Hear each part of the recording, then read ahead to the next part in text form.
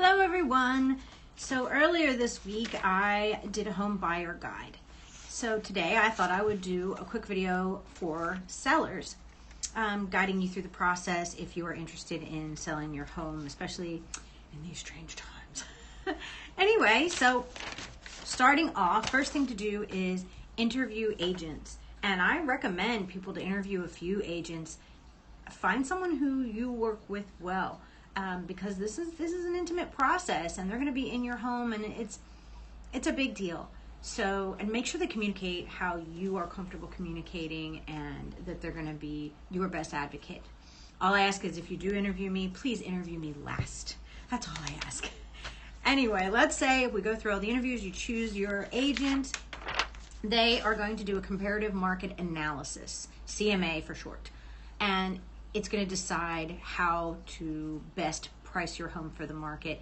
They take into account homes like yours who have sold recently, and it's a price per square foot. That's usually how it's calculated. But it ultimately is up to you how you price your home. But if you overprice, just be aware that the house could sit for a very long time, and it's not good for days on market. Anyway. Okay, and then after we've come up with a price and we've signed all the paperwork and we've agreed on commissions and all the other housekeeping side of it, we need to prepare your house. So the first thing to do is clean everything. I pay for your home to be professionally cleaned if you request it. I have no problem doing that. Unclutter, declutter your house. You're moving anyway, so start boxing things up, especially anything that's personal, taxidermy, pictures of your family. Take the magnets off your refrigerator. I know that sounds strange, but the photographs will come out so much better if the house is decluttered. Okay, open up the windows. If the weather is nice, just let the house freshen up. If the house needs to be painted, paint. Anything that you know is in need of repair, please fix it before we list. Because, and I know there's going to be little things in every house, but if you know that there's something major, fix it, because it's going to come up in the inspection and it could throw a monkey wrench in the deal later. Okay, here's the toughie for me. I am an animal lover. Every kind of animal: dogs, horses, goats, sheep. I mean, I have a zoo and I am comfortable with it, but I'm going to tell you a lot of people are not. So during showings, if at all possible, take your pets with you. If you absolutely cannot do that, make sure that they're in a crate contained somewhere. Some people are just afraid of animals of any size, and some people have genuine allergies and they won't even come in your house. If you have me list your house, I will walk your dog during showings. I have experience with all kinds of animals, so something to think about. If you have pets, call me. Keep the noise down in the house. I know this is a weird thing, but I went to show a home not too long ago, and there was a movie just glaring on the TV, like super loud, like they had left it on, and it was just awkward. I do recommend, if you can, to leave on some soft instrumental music just to make it feel peaceful.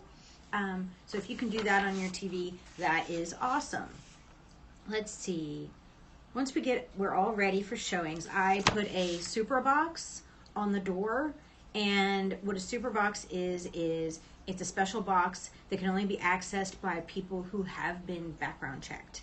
And it's great. It's an app on their phone, but it's genuinely just inspectors and agents. Another reason to not be a for sale by owner, because no one else can access these boxes. And it also lets me know what time they came in, how long they were there, when they left, and that's really awesome. The super boxes allow us to schedule showings and allow other agents to schedule showings. You will have advance notice via text, email, or phone call. It's of your choosing. Usually we do a 2-hour notice required. It's up to you if you really need longer than that. And it allows you that if for some reason is just really not a good time for you, you can decline the showing. I don't recommend it.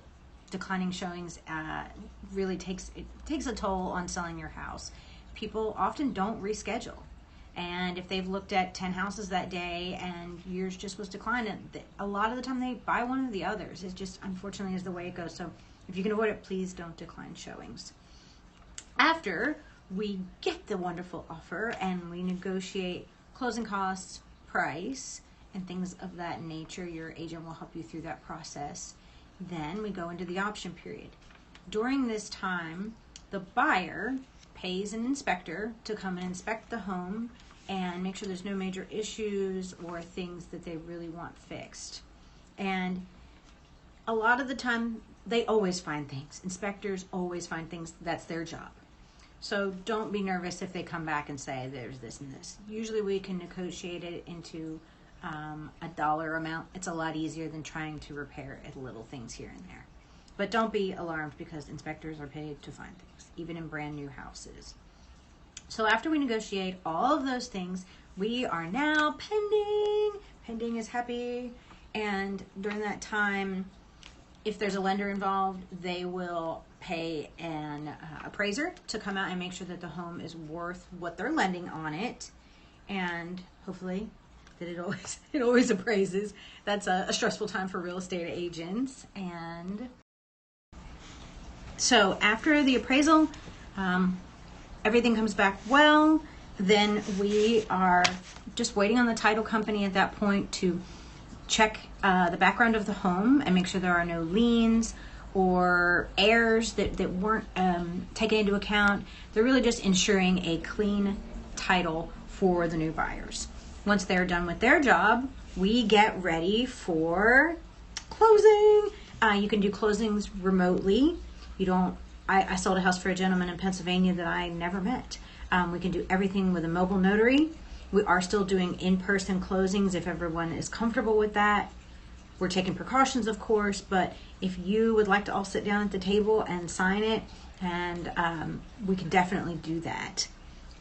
So once we've done all that, all the paperwork, the housekeeping stuff, we wait for it to fund. If it's a cash deal, usually it funds immediately. If it is any other type with a lender, sometimes they take a little while, but usually the same day, especially if you sign paperwork early.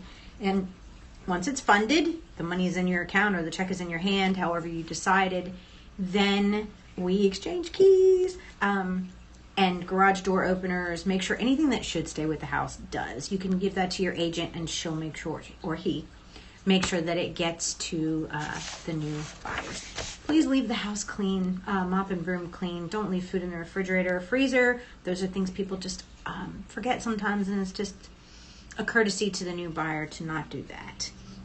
So if you have any other questions, please feel free to reach out. Call me. I need to talk to people nowadays. My number is 817-863-6811.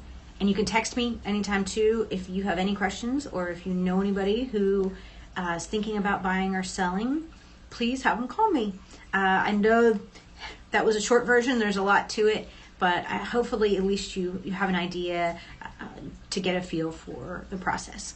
Have a great day, y'all. I hope you're enjoying this beautiful weather, and I'll hope to hear from you soon. Bye, guys.